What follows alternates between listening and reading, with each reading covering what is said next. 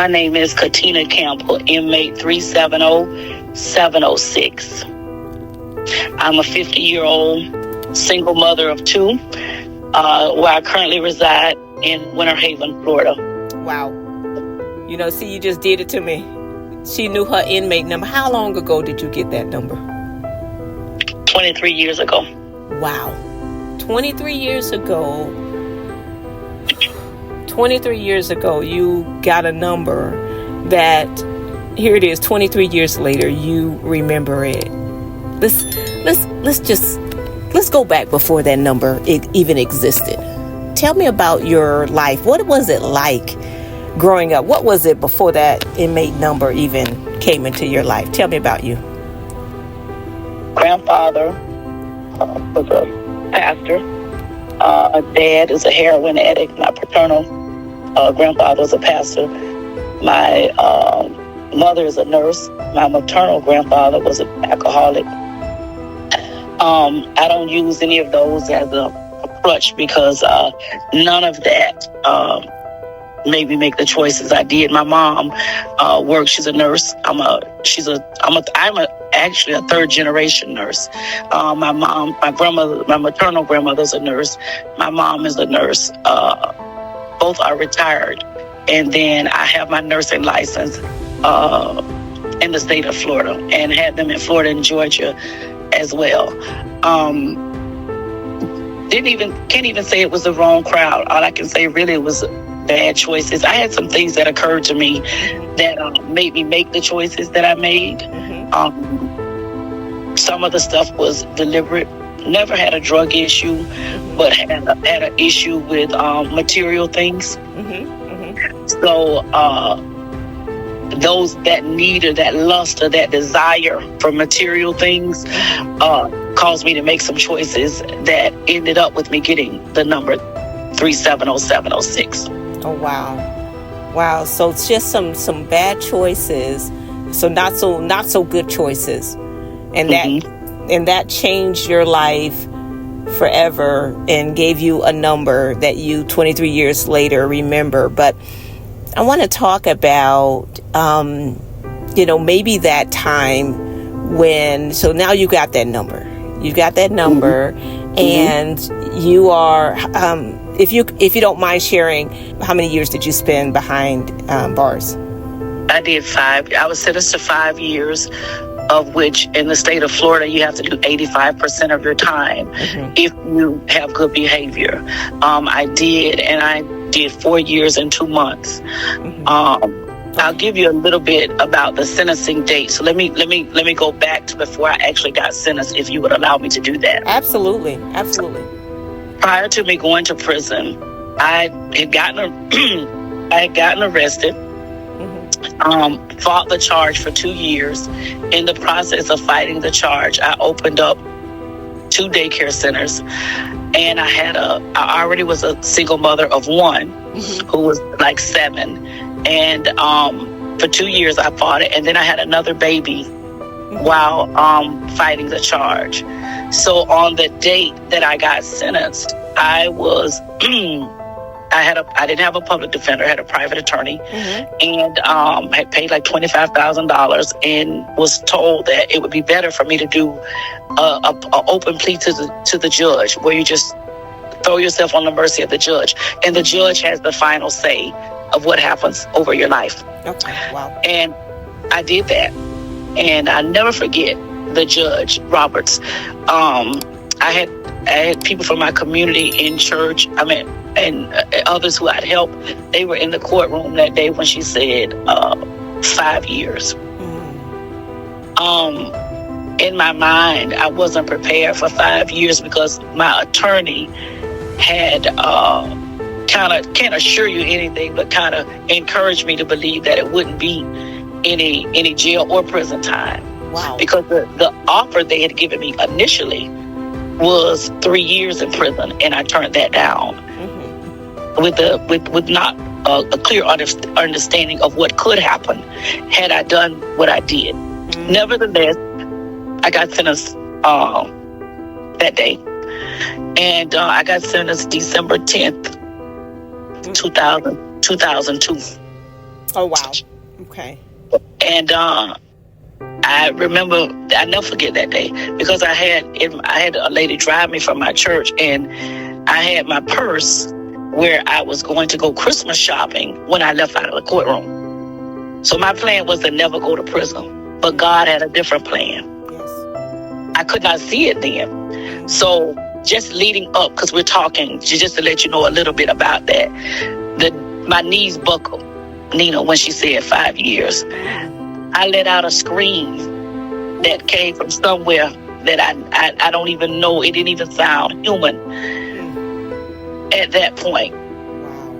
And as I was being led to the cell, because I was in my street clothes, as I was being led, I asked, could I at least go say bye to my children?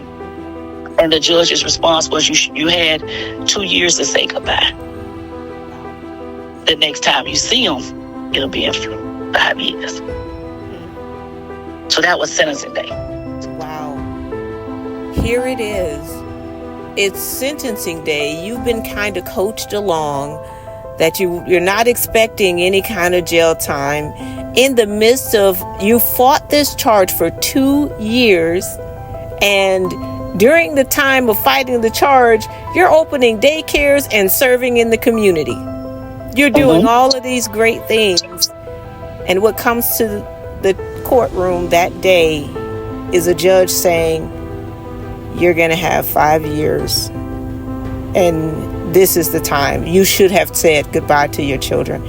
I can only imagine. You said your knees buckled. The wail came out of you.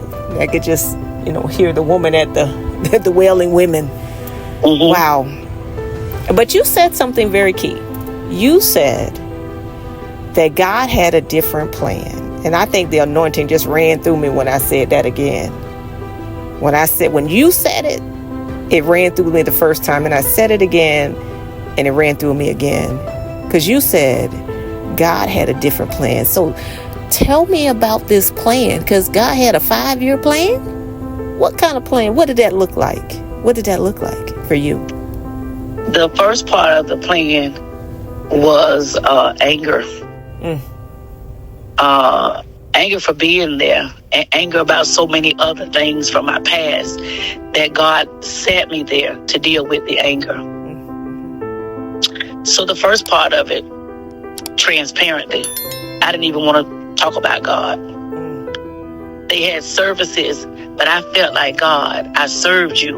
I was doing missionary work, and you still allowed me to come here. I know murderers. I know people that have not even done, in my mind, my crime is a little crime. Why am I here? So then after that, we get through that. And that wasn't a short period, Nina. Please understand me. That was a good, maybe year and a half. Wow. Year and a half of anger, pulling all of that out of you. So you admittedly, you could, stand and say, I was kind of mad with God. Like, how? Exactly. How could you let me go through this? There's other people doing all of these other crazy things, and how do you go through this? So tell me, a year and a half goes by, and what changed? How did that turn for you? So I started going to chapel. And let me be clear, even in prison, Nina, I had favor. I had favor in prison.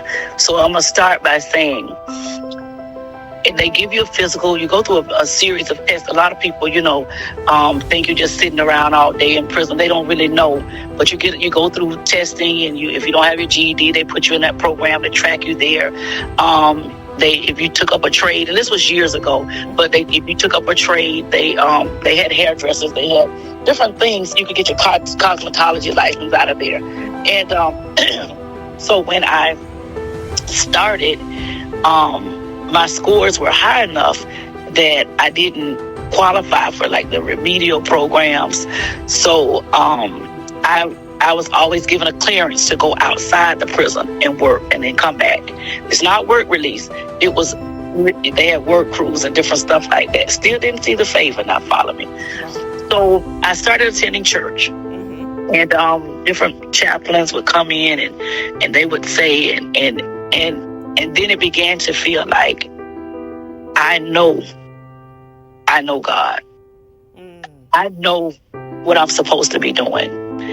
And a light bulb somewhere came along, and I signed up, Nina, for, it was at that time, it was called Hillsborough Corrections in Tampa, Correctional Institution. It was the first faith-based women prison in the state of Florida. And the warden that I had previously hand selected me to go there. Wow. You understand what I'm saying? Hand selected me to go. Okay. When I got to the Hillsborough Correctional Institution, it was a lower security prison. It was smaller. But not only that, Nina, the chaplain there asked me to coordinate all the services. You was coordinating the services? So here it is, you back serving. You hear me? Community. You know what? I think I'm about to ready to hear some of this, that you were put to work in prison or given a job overseeing all of these things, programs putting together. I got a feeling. I think now I can see how that ties to some of this other stuff that you've been doing, this phenomenalness. I think you learned a few things, huh? I learned. So God had, and the thing of it is I had utilized those skills at my home church. Mm-hmm. So I don't even know, just in a conversation, the warden handpicked me. When I got to the faith-based prison, the chaplain had a conversation with me, and then he asked me to do the programs, and he allowed me to pick people. I even was able to get my daughter, my oldest daughter, mm-hmm. to come in and do a Martin Luther King presentation for the entire prison. Wow. So when I tell you that they say faith opens doors, mm-hmm. that my faith did open that door. And so from the faith-based prison, I got back to being who I was, because I'm a giver by nature. So once that got back, I was there. Then I worked outside. I continued to host church services. At that church, at that institution, when I got sent to work release over in St. Petersburg, we worked and we were able to go outside and get signed out. So I had different ones that would come sign me out so I can attend church. So that's how, whatever it was, when I went back to Lowell Correctional Institution in Ocala, when I went to that chaplain service that particular night, whoever God allowed to minister to me that particular night, it resonated within my soul, because I was already anchored in God. Mm-hmm. So I knew the way. I just had gotten so angry because of where I was. And even in that anger, I would still be telling people about God. You would tell people about God, but there was something that hadn't broke free for you. It wasn't break. I was telling people they should go to church, to the chapel services, but I wasn't even going.